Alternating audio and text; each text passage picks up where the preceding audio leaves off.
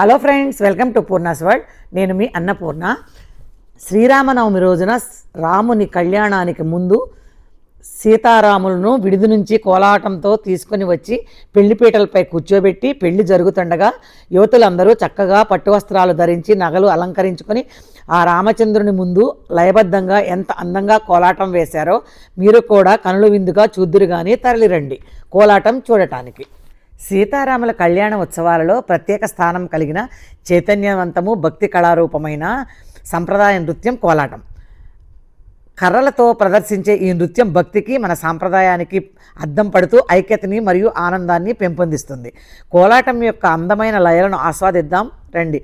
ఆస్వాదించబోయే ముందు ఈ వీడియోని లైక్ చేసి ఫస్ట్ టైం సబ్స్క్రైబ్ చేసుకునే వాళ్ళు మరి తొందరగా సబ్స్క్రైబ్ చేసేయండి. ఇక కోలాట నృత్యాన్ని చూసేద్దాం రండి.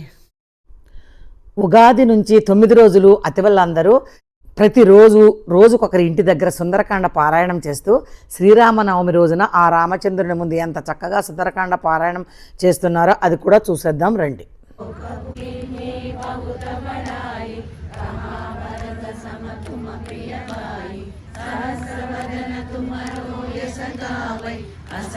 శ్రీపతి కంఠలగావై సనకాదిక బ్రహ్మాది మునీస నారద కోవిద కరి సకైకహాతే.